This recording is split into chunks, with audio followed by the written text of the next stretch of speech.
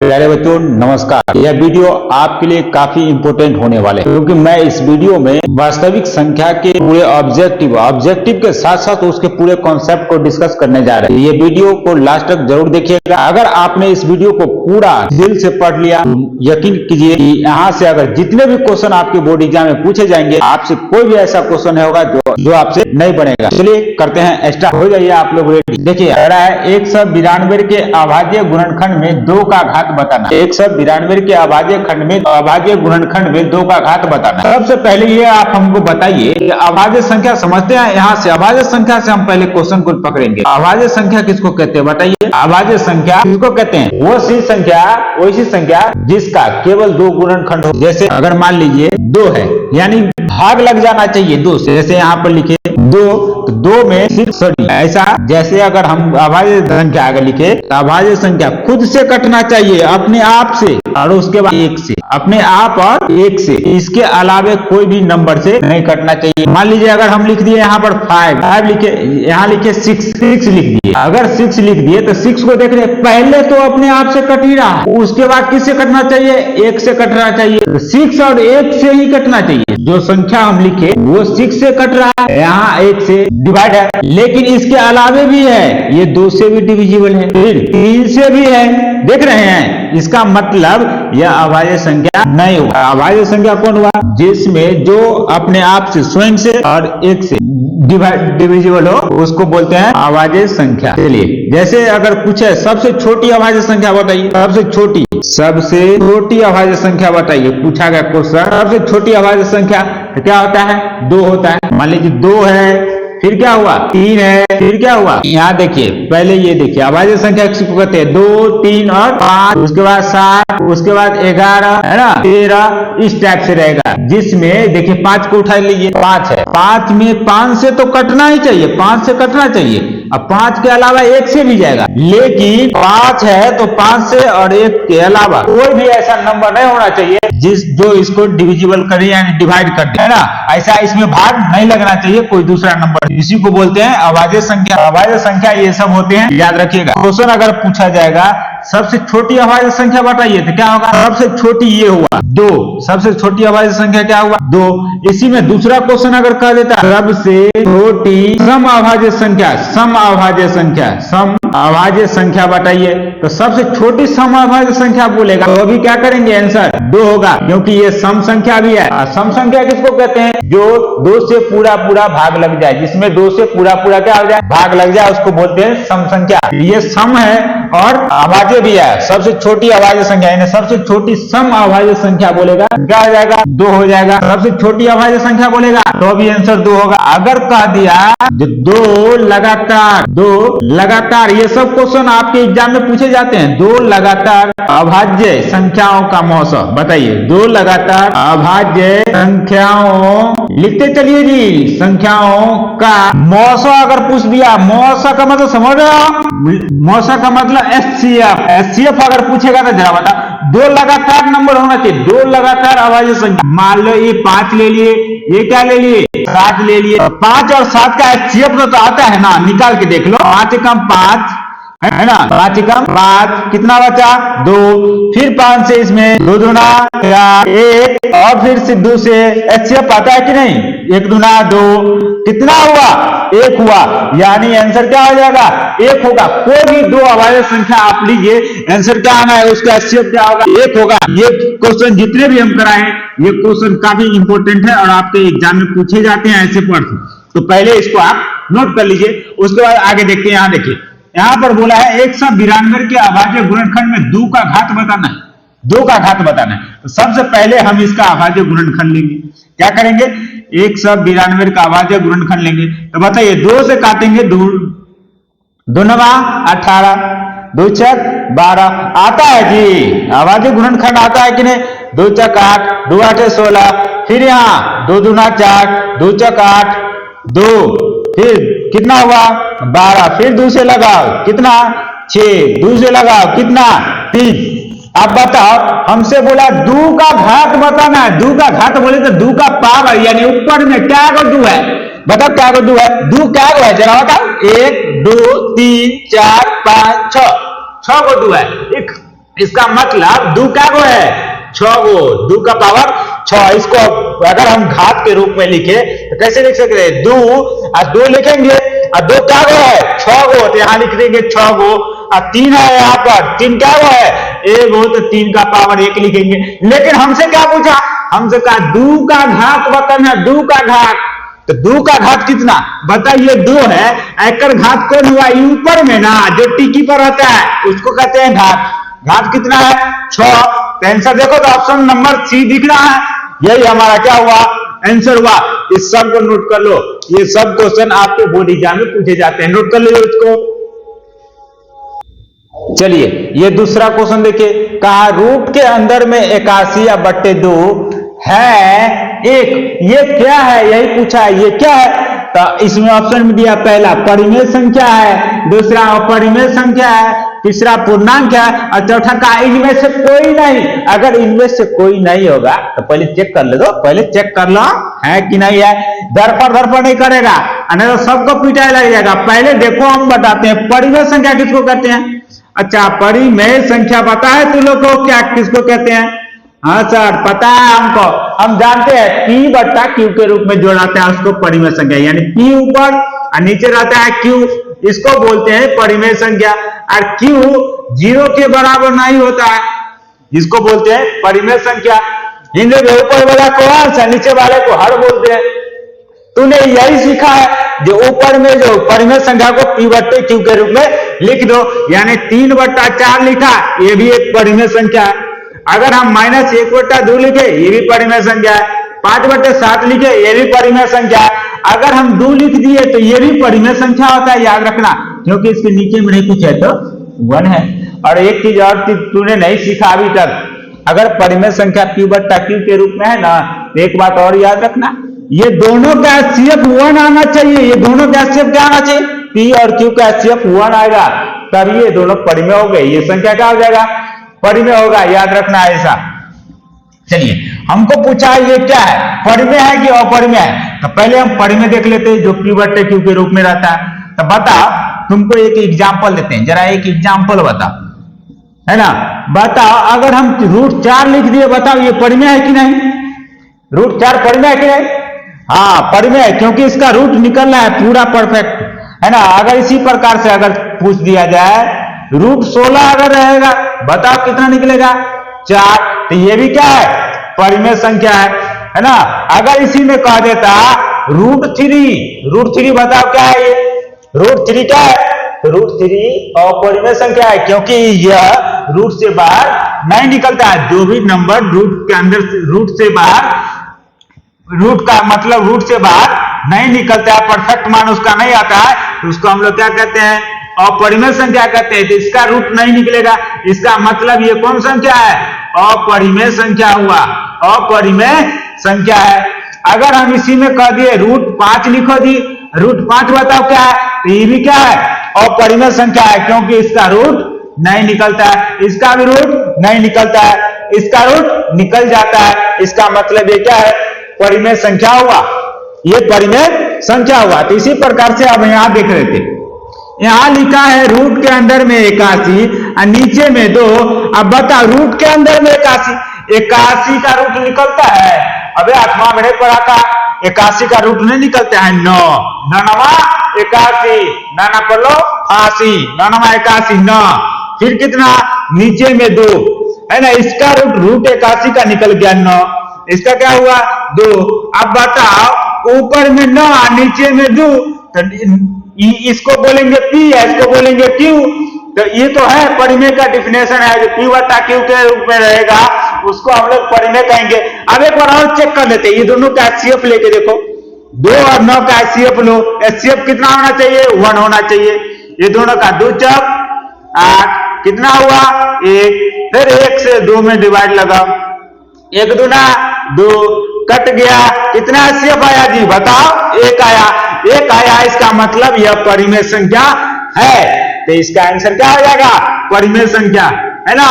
ये नहीं जो अपरिमेय संख्या मार देना कि रूट के अंदर में जो नंबर रहता है उसको अपरिमेय संख्या कहते हैं, ऐसा नहीं है। रूट के अंदर में रहता है, सभी रूट के अंदर में रहने वाले संख्या अपरिमेय संख्या नहीं होते हैं, जिसका परफेक्ट मान नहीं निकलता है, यानी रूट नहीं निकलता है, उसी को बोलते हैं अपरिमेय संख्या। और जिसका रूट निकल जाता है उसको हम लोग परिमेय संख्या बोलते हैं। इसको नोट करो, यहां से क्वेश्चन पूछे जाते हैं, नोट कीजिए इसको। देखिए इस क्वेश्चन को देखिए, कहा है यदि भाग एल्गोरिथम a बराबर बी क्यू प्लस आर में a का मान 72 है, q का मान 8 है, r का मान 0 है, तो b का मान बताना है आपको। देखो ये भाग एल्गोरिथम का फॉर्मूला लिखा है, ये फॉर्मूला तो दिया गया है, a बराबर कितना बी क्यू प्लस आर। अब जहां जहां मान दिया है उसको रखो। a का मान दिया है 72, यहां रखो 72। b का मान दिया है क्या? नहीं दिया है, तो b को ऐसे ही लिख दो। q का मान कितना है 8, यहां रख दिया 8। फिर प्लस r का मान कितना है 0, तो रख दिए 0। और 0 है तो इसको भागा दो 0, कितना बचा इधर 72। ये गुना में 8 है, इसको उठा के लाएंगे तो इधर भाग में हो जाएगा, यानी इधर बच जाएगा b, तो 8 नमा कितना हो जाएगा 72। यहां पर b का मान कितना आ गया 9। ऑप्शन कहां दिख रहा है? ए में, ऑप्शन ए में 9 दिख रहा है। चलो यहां से क्वेश्चन कैसे पूछेगा, कभी इसको कह देगा जो यूक्लिड विभाजन प्रमेय से, यूक्लिड विभाजन प्रमेय से क्या ज्ञात किया जाता है, ये भी पूछा जाता है क्वेश्चन ऑब्जेक्टिव में। यूक्लिड विभाजन एल्गोरिथम जो है फॉर्मूला दिए, फॉर्मूला है, ये फॉर्मूला किसको ज्ञात करने के लिए यूज किया जाता है, किसका मतलब कि कौन चीज निकालते हैं, तो बोलना है कौन चीज एचसीएफ निकालने के लिए। किसके यूज के लिए है? एचसीएफ निकालने के लिए क्वेश्चन ने पूछा था। एचसीएफ को ना हिंदी में बोलते हैं जी मौसा, है ना, मातन समावर्तन। एचसीएफ निकालने के लिए इसका यूज करते हैं, याद रखना ये क्वेश्चन पूछे जाते हैं। चलिए नोट कीजिए। चलिए इस क्वेश्चन को देखिए, कड़ा निम्नलिखित में से कौन किसका दशमलव प्रसार शांत है? याद रखना शांत है। जब इसको शांत करना होगा तो नीचे वाला जो अंश है, यानी नीचे में जो हर है, ये इसके गुणनखंड में 2 या 5 आना चाहिए। 2 का पावर m कोई नंबर होगा, 2 का 5 का पावर n, इस रूप में इसका गुणनखंड आना चाहिए। अगर इसका गुणनखंड का रूप अगर इस टाइप से आ रहा है 2 का पावर m और गुणे 5 का पावर n, इसको आप ऐसे भी लिख सकते हैं 2 गुणे 5। इस टाइप का भी अगर आ रहा है तो इसका मतलब वो जो परिमेय संख्या है वो क्या है, शांत है, याद रखना है। तो सबसे पहले हम इसका अभाज्य गुणनखंड लेंगे। तो जरा बताओ 15 का अभाज्य गुणनखंड लेते हैं, तो बताओ 15 का अभाज्य गुणनखंड 3 5 15, यहां 3 आ गया, 5 तो आया, 2 और 5 आना चाहिए, 2 और 5, यहां कितना आया 3 आ गया, इसीलिए यह शांत नहीं है। और शांत इसको करवाना है तो शांत करवाने के लिए 2 और 5 ही होना चाहिए, 2 और 5 ही होना चाहिए। इसका पावर चाहे कुछ भी हो लेकिन 2 और 5 ही होना चाहिए, याद रखना है। चलो इस 60 को लो, 60 का अभाज्य गुणनखंड लो, तो 2 30 कितना 2 15, फिर 3 5 15, अरे तोड़ी फिर से आया 3 नहीं आना चाहिए ना, हम क्या बोले थे 2 आना चाहिए, 2 आना चाहिए, लेकिन 2 और 5 सॉरी 2 और 5 आना चाहिए, 3 आ गया, नहीं हुआ। अबे ये तो 60 है, फिर से रुक जाइए 2 मिनट। चलो आ जाओ, यहां देख रहे हैं यहां 60 कर दिए थे ना, यहां पर था 160, तो इसीलिए हम 60 कर दिए थे, तो इसका निकाल लिए, तो ये तो पहले से है, कोई भी तो चेक हो गया, इसका मतलब ये भी शांत नहीं है। अब यहां देख लो 35 का, तो 35 का गुणनखंड बताओ कितना होगा, तो 5 7 35, 5 तो आ रहा है, और 2 कहां भाग गया, 2 भी रहना चाहिए, 5 और 2 रहना चाहिए, उसके अलावा कोई नहीं, तो 2 और 5 आया। अब आज गुणनखंड आता है कि नहीं, नहीं आता तो कहां हिला देंगे, सब भाग रहा है यहां से, चलो इधर 5 और 7 नहीं, 5 और 2 होना चाहिए, 5 और 2 तो है ही नहीं, तो तुमको पहले ये आना चाहिए। जो अगर क्वेश्चन का आंसर नहीं आता है सही, तो इसका मतलब जो उसका आंसर नहीं है वो तो कम से कम आना चाहिए, चेक करो। तो हमने चेक किया कि ये भी नहीं है, ये भी नहीं आ रहा, ये भी नहीं हो रहा, इसका मतलब यही होगा। और इसको एक बार चेक करना, सब ऐसा ही छोड़ देते हैं, अरे चेक करो भाई, चेक करो, इसको चेक करो, 2 से लगाएंगे, 2 8 16, फिर कितना 2 से 40, फिर 2 से कितना 20। सबको नहीं आता है, हम समझ रहे हैं। 2 दाई 20, फिर 2 से 2 पंचे 10। अब तो नहीं कटेगा। अब देखो खाली 2 है और 5 है, हम क्या बोलते 2 और 5 आना चाहिए। तो 2 क्या को है, जरा बता 2 क्या को है 5 गो, तो 2 का पावर 5 हुआ। 5 क्या को है 1 गो, तो 5 का पावर 1। देखो हम क्या बोलते 2 और 5 आना चाहिए, बाकी बात कुछ 2 और 5। इसका मतलब यही हमारा क्या हुआ, आंसर हुआ। इसको भी नोट करो। अशांत में भी पूछ देगा कौन अशांत है, तो अशांत ये सब क्या है, अशांत है। ये सब क्या है, तीनों ऑप्शन अशांत का याद रखना है। और जो शांत होगा उसके जो नीचे है हर के गुणनखंड में 2 और 5 रहेगा, 2 और 5 रहेगा। 2 का पावर n, ये फॉर्मूला नहीं पढ़ा है, 2 का पावर n गुणे 5 का पावर n। इस रूप में जो आएगा उसको हम लोग क्या बोलेंगे, शांत बोलेंगे। चलो तुम भी शांत हो जाओ, इसको नोट कर लो फटाफट। चलिए इस क्वेश्चन को देखिए, करा यदि Q एक धनात्मक पूर्णांक है, धनात्मक पूर्णांक, पूर्णांक समझता है किसको बोलते हैं, ओहो नहीं समझता है कोई लड़का।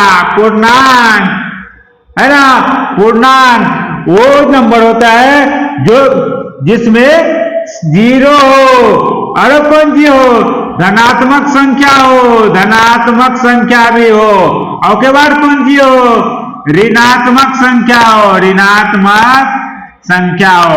यानी ये सम का जो सेट होगा ना, समूह, इसको हम लोग क्या बोलते हैं, पूर्णांक बोलते हैं। सर हम तो धनात्मक नहीं पूछना चाहते, धनात्मक का मतलब प्लस में जो नंबर रहता है, और ऋणात्मक का मतलब जो माइनस में नंबर रहता है। और 0 को तो समझ ही नहीं रहा है जी, 0 का मतलब 0।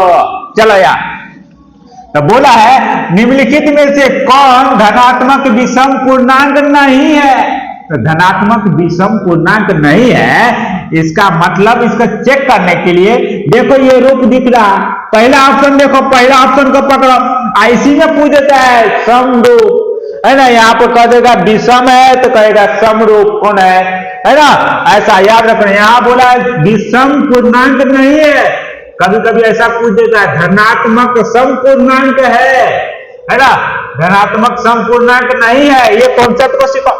पहले ऑप्शन, कोई भी क्वेश्चन है ध्यान देना है, यहाँ पर पहले ऑप्शन को लो, यहाँ पर 8Q + 1।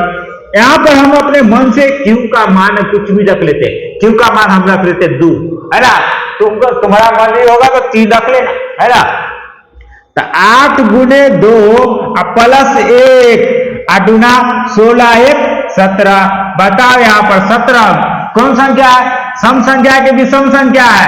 अगर नहीं बताओगे तो कान हिला देंगे। कौन संख्या है, विषम संख्या है, जो 2 से पूरा भाग नहीं लगता है, बचपन से पढ़ते आए। अगर मन होगा सर आप तो 2 रख दिया, 3 रखिए तो देखे 3 रखे, अबे लो रख देते हैं 3 भी, क्यों के जगह पर 3 रख दो, तो 3 + 1। बताओ 8 3 का 24, 24 में 1 जोड़ेंगे तो 25। बताओ आप हुआ, तू बोला था 3 रख दिए तो कितना आया, 25 आया। क्या 25 सम संख्या है, नहीं, 25 कौन संख्या है, विषम संख्या है। अच्छा, हमसे तो क्वेश्चन कहा विषम नहीं होना चाहिए, तो ये तो विषम आ गया जी, ये विषम आ गया, इसका मतलब ये आंसर नहीं होगा। ध्यान दो, यहाँ का नहीं होना चाहिए। अगला देखो, दूसरा ऑप्शन को देखो, दूसरा ऑप्शन देखो, 8Q + 4 है। ये वो ट्रिक बता दे, इतना रखने का कोई जो भी वो ट्रिक बता दे। ध्यान, यहाँ पर सम संख्या है, यहाँ विषम संख्या है, यहाँ विषम संख्या है, यहाँ भी विषम संख्या है, लेकिन सम संख्या यही है। हमसे बोला विषम नहीं होना चाहिए भाई साहब, विषम नहीं है, तो ये तो विषम आ गया।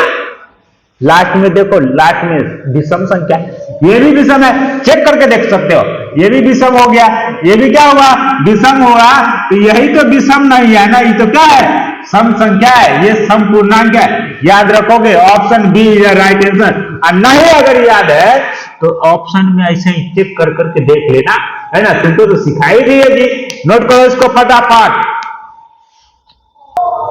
आ जाओ, देखो क्या 2 लगातार सम संख्याओं का मौसम बताना है, HCF बताना है। तो HCF निकालने के लिए कहा 2 लगातार सम संख्या हो, तो सबसे पहले बताओ हमको सम संख्या कौन कौन होता है।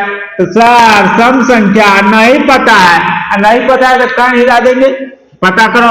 सबसे पहले 2 है, 2 के बाद 4 है, उसके बाद 6 है, उसके बाद 8 है, उसके बाद 10 है। कुछ समझ में आया? जिसमें 2 से पूरा भाग लग जाता है उसी को तो सम संख्या बोलते हैं। तो देखो दूसरे इसमें भाग लग जाएगा, दूसरे इसमें। अरे तू लोग बहुत समझदार है जी। और उसके बाद देखो विषम संख्या बताए तुमको। अच्छा चलो पहले सम संख्या देख लो। सम संख्या ये हुआ, यहां से क्वेश्चन पूछेगा पहले सबसे छोटी सम संख्या बताओ। छोटी सम संख्या, वो भी सम संख्या बताओ क्या होगा। तो सबसे छोटी बोलेगा तो 2 आंसर हो जाएगा। सबसे छोटा ही है ना जी। अगर दूसरा क्वेश्चन अगर कह देगा बताओ सबसे बड़ी सम संख्या बताओ, सबसे बड़ी, तो सबसे बड़ी कौन होगा बताओ। हम जान रहे हैं, तुमको क्या मानेगा तो फटाफट हम जान रहे हैं। सबसे बड़ा लिखेगा 12, यहाँ पर 12 लिखा है, कान हिला देंगे है ना। 12 नहीं होगा, यानी ऐसा ही बढ़ते जाएगा। ये क्या हो जाएगा अपरिभाषित। 8 को उल्टा के लिख दो, अपरिभाषित हुआ, यानी अपरिभाषित। तीसरा क्वेश्चन पूछा जाए, ये देखो तीसरा यही क्वेश्चन है ना। क्या कहेगा 2 लगातार, 2 लगातार कौन संख्या है, सम संख्या है ना। इसका क्या निकालना है, मौसा है ना। एचसीएफ इसको हम बोलते हैं, तू लोग मौसा कर रहा है, एचसीएफ बोलते हैं हम इसको। एचसीएफ निकालना है तो तू कोई भी 2 लगातार में लेना है। ये 4 लिए हो तो 6 ले लो, 4 और 6 का एचसीएफ लो, या 2 और 4 का एचसीएफ लो। ये नहीं कि यहां से 4 लिए थे यहां से ले लेंगे 10, है ना, पिटाई खा जाओगे। ऐसा नहीं, लगातार बोला इसीलिए 4 6 ले लो, या 2 4 ले लो, या 6 8 ले लो, या 8 6 ले लो, है ना। इस टाइप से लेना है। तो हम पहले वाला लेते हैं 2 और 4। तो 2 दूना कितना हुआ 4। देखो तो एचसीएफ कितना आया 2। ये हमारा क्या हुआ 2। इज राइट आंसर है। क्वेश्चन का जवाब पूछा है 2 लगातार सम संख्या। क्या बात कर रहे हैं जी, ये 2 हुआ आंसर। लो सर तो अभी बताया नहीं है पूरा कॉन्सेप्ट। लो इसको नोट करो, फटाफट नोट करो इसको, है ना, नोट कीजिए इसको फटाफट। चलो देखो ये क्वेश्चन करा, एक परिमेय संख्या लेना है। अच्छा परिमेय संख्या गुरुजी हम कुछ ले लेंगे 3। हाँ 3, अबे तू 5 ले, कोई दिक्कत नहीं है, लिख दिए परिमेय संख्या। एक अपरिमेय संख्या चाहिए। अच्छा बताए थे अपरिमेय संख्या किसको बोलते हैं, जिसका रूट नहीं निकलता है। किसी को बोलना मत, हम पीछे बताए हुए हैं और तू सब भाग रहा है, कनपट्टा हिला देंगे। परिमेय संख्या अपरिमेय संख्या पीछे बताए हुए। अपरिमेय संख्या जिसका रूट नहीं निकलता है तो कुछ भी ले लो, है ना, कुछ भी ले लेते हैं। 1 3 ले लेते हैं, है ना, तुम्हारा मर्जी होगा। नहीं सर हम 7 लेंगे, लो लिखो 7, है ना। किसी का मन में नहीं सर हम 9 ले लेंगे, अब तो इस सब जगह तुम्हारा ही मर्जी चलेगा, कान हिला देंगे हम अगर 9 लिया तो। 9 का रूट निकल जाता है ना जी, इसीलिए नहीं लेना है। चलो कहे कि यह परिमेय संख्या हो जाएगा। चलो 9 लेंगे, लेकिन यह परिमेय के रूप में लेंगे। किसके रूप में लेंगे, परिमेय संख्या के रूप में लेंगे, इसको अपरिमेय नहीं बोलेंगे। चलो अब देखो यहाँ पर इसका योग बताना है। योग का मतलब समझ रहा, योग का मतलब जोड़, योग का मतलब जोड़। ऐसी में कह देता अंतर बताओ। अंतर का मतलब क्या होता है, घटा, याद रखना है। तो बोला जोड़ क्या होगा, तो जरा बताओ। हम ये दोनों ले लेते हैं। ये कौन संख्या है, परिमेय संख्या है। ये परिमेय संख्या, ये क्या है, अपरिमेय संख्या है। ऐसे दोनों को क्या करेंगे, जोड़ देंगे। तो एक परिमेय और एक अपरिमेय संख्या को जब जोड़ते हैं ना, तो आंसर हमारा निकल के आता है अपरिमेय संख्या। कौन संख्या, अपरिमेय संख्या। याद रखोगे। ऑप्शन कहां गया जी, option B is the right answer. ऐसी में कह देता जो अंतर बताइए दोनों, एगो परिमेय रहेगा एगो अपरिमेय रहेगा, और दोनों का अंतर पूछेगा तो क्या कहेगा पता है, नहीं पता है ना, बता देते हैं। वो भी अपरिमेय ही होगा, है ना, वो भी क्या हो जाएगा, अपरिमेय ही होगा। मान लो ये परिमेय यहाँ पर दे दिए 7, इसमें से अंतर का मतलब घटा, ये भी क्या हो जाएगा, अपरिमेय संख्या हो जाएगा। कभी कभी पूछ देता है जी, याद रखोगे सब पॉइंट को, एक पॉइंट भी नोटेड। अगला देखो, अगर कह देता सर जोड़ घटा वाला तो बता दिया, गुना वाला नहीं कहे बताए, हमें बताते। तो वो भी वही होगा। देखो जो कुछ भी ले लो, मान लो अगर हम एगो परिमेय संख्या ले ली, एगो परिमेय संख्या, अच्छा परिमेय संख्या लेना है, मान लो यहाँ 7 ले लिए, इसको गुना कर दिए हम अपरिमेय संख्या से। बताइए दोनों को गुना करेंगे तो क्या होगा, जरा बताओ। अरे तो 7√3 होगा। कितने बच्चा लिख देता होगा, इसको गुना करना है तो 7 को 3 से गुना करके रूट के अंदर में किस लिखता होगा। हम समझ रहे हैं, सबको समझ रहे हैं, है ना। ऐसा किया तो कनपट्टा हिला देंगे। ऐसा गुना करना है 7√3। अगर मान लो यहाँ पर 8 रहेगा, यहाँ रहेगा √7, तो बताओ कैसे गुना करोगे। 8 को गुना का साइन खाली हटा देना है, 8√3। 8 रूट कितना, 7। ये कौन संख्या होता है, अपरिमेय संख्या होता है, याद रखना, है ना। ये तीनों पॉइंट, ये अपरिमेय संख्या है, राइट आंसर। नोट कर लो इसको फटाफट। चलो ये क्वेश्चन को देखो, करा दो संख्याओं का गुणनफल। गुणनफल का मतलब गुना, दो संख्या का गुणनफल। पहले फॉर्मूला का देख लो भाई, फॉर्मूला का देख लो, तो फॉर्मूला नहीं देखता। दो संख्याओं का गुणनफल, है ना, दो संख्याओं का गुणनफल कितना है। दो संख्याओं को गुणनफल बराबर होता है फॉर्मूला HCF गुणे LCM होता है। एक ही वीडियो में पूरा का पूरा कॉन्सेप्ट क्लियर हो रहा है, इसमें अगर नहीं पढ़ा तो गड़बड़ है। तो दो संख्याओं को गुणनफल बराबर क्या होता है, HCF गुणे LCM। अगर तुरा से पूछ देगा दूगो संख्या कौन कौन है, तो दूगो संख्या कौन कौन है तो याद रखना, एगो को A मानते हैं, एगो को B मानते, कुछ ही मान सकते हो। तो दो संख्याओं का गुणनफल को ऐसे लिख सकते, एगो संख्या को A मान सकते, ऐसा भी क्वेश्चन आता है, A गुणे B। पहली संख्या को A मानेंगे, दूसरी संख्या को B मानेंगे, यानी इसके जगह पर ऐसा लिख सकते हैं, A गुणे B बराबर होता है HCF। मास्टर साहब तुम लोगों को पढ़ाए होंगे कोचिंग में, है ना, ध्यान तो दिया नहीं होगा।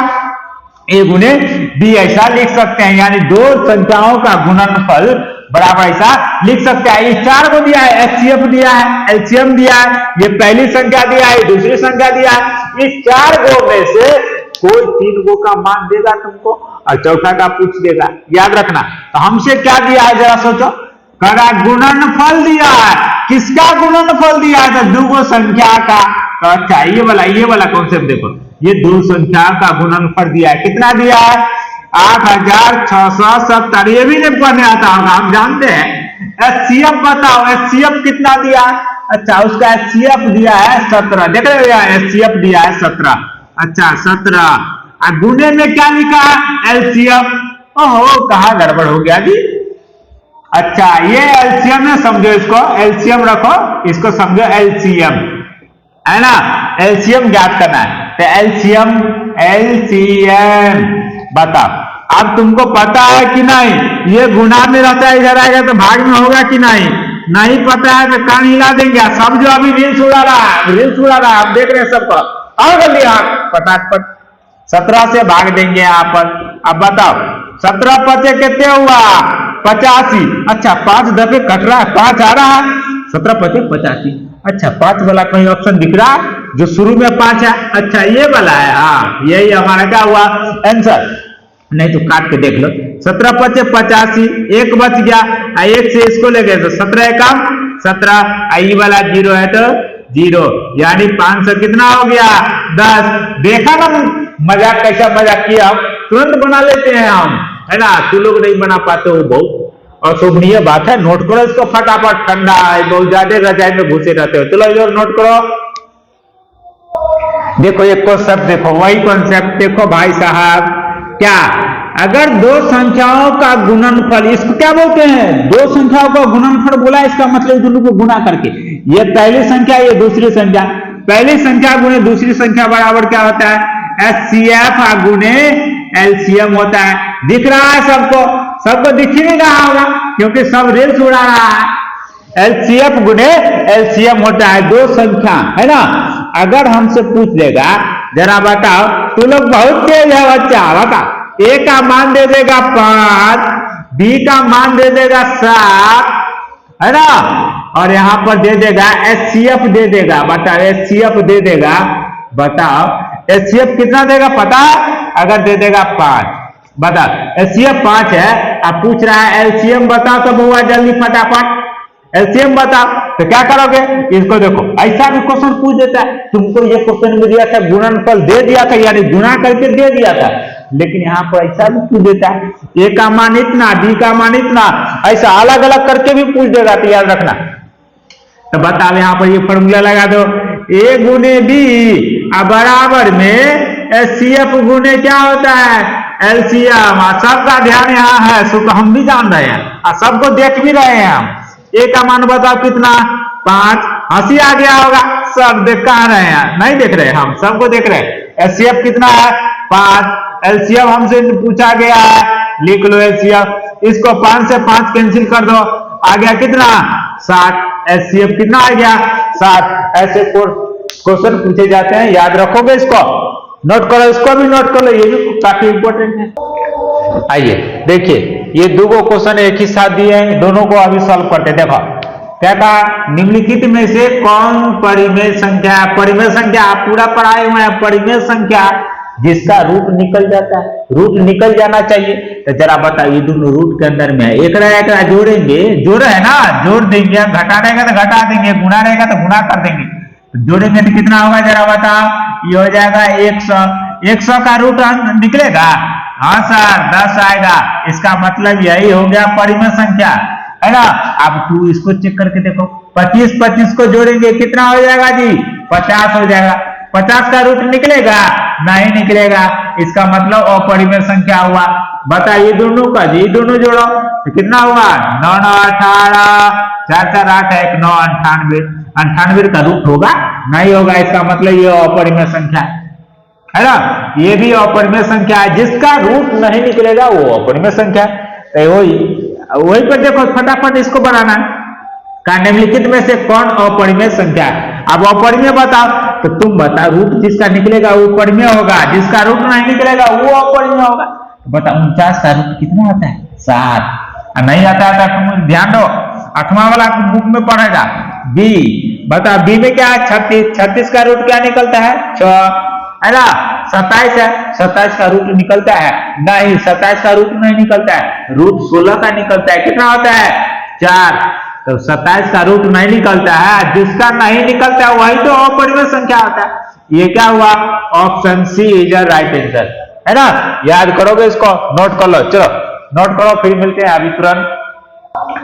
आओ इस क्वेश्चन को देखो, क्या करना है, यदि p तथा q अभाज्य संख्या है तो p का पावर 3, अच्छा p का पावर 3 और q, और p का पावर 2, p का पावर 2 और q, इसका क्या निकालना है मौसो निकालना है, मौसो HCF निकालना है। तो जरा बताओ, ये पावर 3 है, p का पावर 3 है, यहाँ p का पावर HCF निकालने के लिए यानी मौसो निकालने के लिए दोनों में जो कॉमन मिल रहा है, दोनों में देखो p भी दोनों में है, p पहले दोनों में है, तो p दोनों में है ना, तो p आ गया।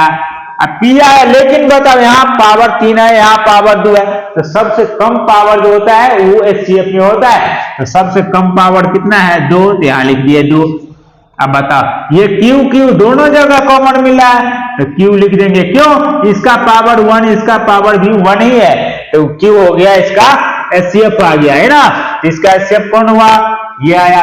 याद रखोगे, अगर कभी कभी ऐसा दे देगा, बताओ b यहां दे देगा 5b, इसका अगर HCF पूछ देता तो बताओ क्या करोगे, तो क्या करेंगे, ये दोनों में कॉमन मिला है, लेकिन सबसे कम पावर वाला लेंगे, कितना पावर 3, ये दोनों 5 और 3 में कौन कम है 3, तो इसका मतलब a का पावर 3 और b तो दोनों जगह मिल रहा है, इसका मतलब b, ये हमारा क्या हो जाएगा HCF हो जाएगा।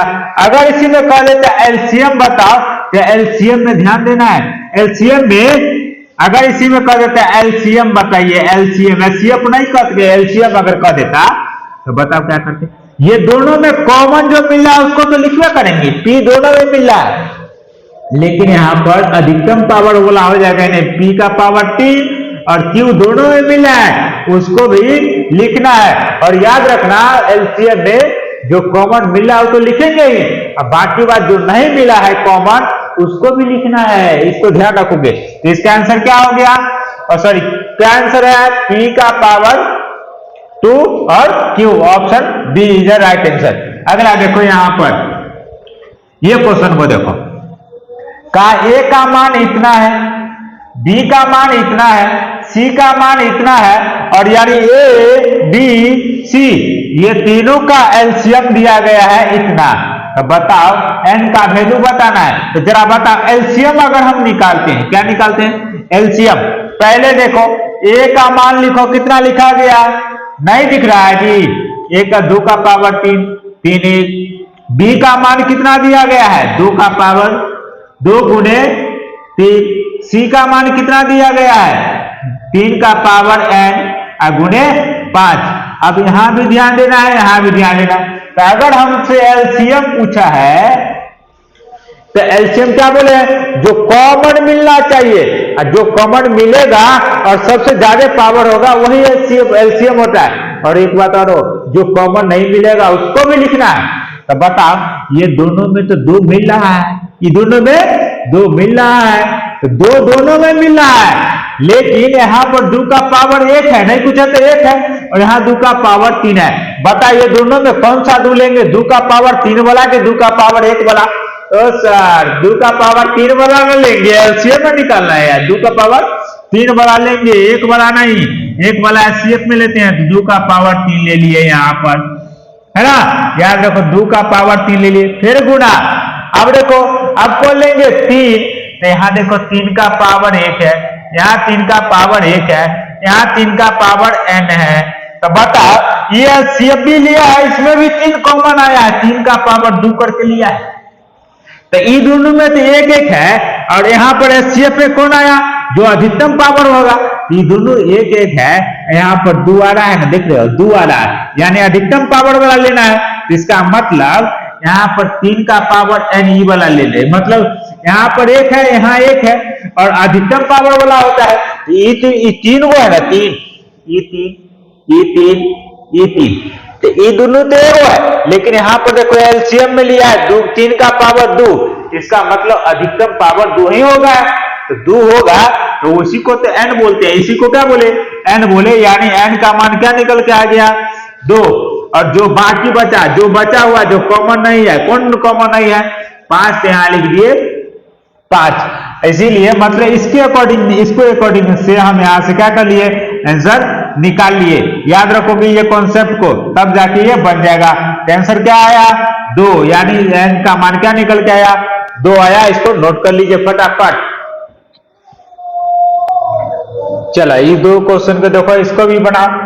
2 अपरिमेय संख्याओं ये और ये दिया गया, ये दोनों अपरिमेय संख्या, इसके गुणनफल बोला है। गुणनफल क्या होगा, तो पहले गुणनफल बताओ क्या होगा। गुणा करने आता है, गुणनफल का मतलब गुणा करना है। तो गुणा करना है तो यहाँ पर दिख रहा, यहाँ पर लिख लेते हैं ना, गुणा करना है इसको। तो 3 + √5 ऐसा को ब्रैकेट में बंद करो, फिर गुणा 3 - √5, ये दोनों को गुणा करना है। तो देखो यहाँ पर हम बताए हुए हैं, पहले वाला दोनों एक जैसा मिल रहा है, दूसरा स्थान वाला दोनों एक जैसा मिल रहा है, एगो प्लस में एगो माइनस में, याद रखना। यानी सब जगह सेम दिख रहा है, लेकिन चिन्ह क्या है, अलग अलग है। जब चिन्ह अलग अलग होता है, सब जगह से एक जैसा रहता है, तो क्या करते हैं, ये 3 को ये 3 से गुणा कर देंगे, 3 दिया कितना हुआ 9, और ये प्लस को ये माइनस से गुणा कर देंगे, क्या होगा माइनस, और √5 को √5 से गुणा करेंगे, फिर भूल गया √5 को √5 से गुणा करेंगे तो क्या हो जाएगा 5, और 9 में से 5 गया तो कितना हुआ 4। अब बताओ 4 परिमेय संख्या है कि अपरिमेय, देखो 4 इसमें तो है ही नहीं ऑप्शन में, लेकिन तुमको ये बताना है 4 बताओ परिमेय संख्या है कि अपरिमेय संख्या है। अभी तुरंत बताया, फिर भूल रहा है, पिटाई खा जाओगे सब। 4 परिमेय संख्या है, 4 क्या है परिमेय संख्या, option A is right answer, याद रखोगे।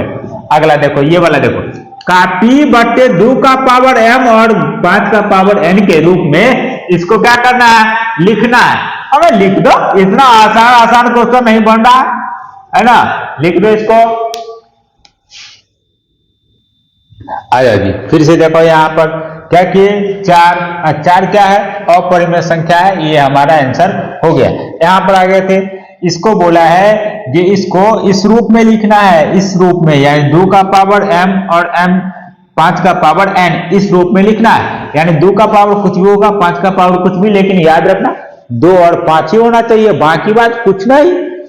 चलो अब देखते हैं कैसे लिखेंगे इसको। तो जरा बताओ, ये डेसिमल को हटाएंगे तो नीचे में 100 हो जाएगा ना। अबे दशमलव के बाद क्या गो नंबर है, 2 गो संख्या है, 2 गो संख्या है तो 2 गो जीरो पड़ जाएगा, 100 हो गया। यानी 67 बट्टा कितना हो गया 100। और नीचे वाला का क्या लेंगे, अभाज्य गुणनखंड। तो बताओ 100 का अभाज्य गुणनखंड लेंगे तो कितना होगा 50, यहाँ 25, यहाँ कितना हुआ, सॉरी 25, यहाँ कितना हुआ 5, 5 25, यानी 2 का पावर 2, 2 का पावर 2 और 5 का पावर भी कितना है 2, 5 2 गो है ना दी, 2 गो है तो 2 गो, 5 2 गो है तो 2 गो, पावर लिख दिए 2 गो। अब ऊपर वाला तो ऊपर में जितना है उतना ही रहने दो। तो बताओ 67 ऊपर में ठीक ठाक, लेकिन नीचे में ध्यान देना, नीचे में 2 का पावर 2 और 5 का पावर 2 कहां दिख रहा है, ये ऑप्शन बी में दिख रहा है।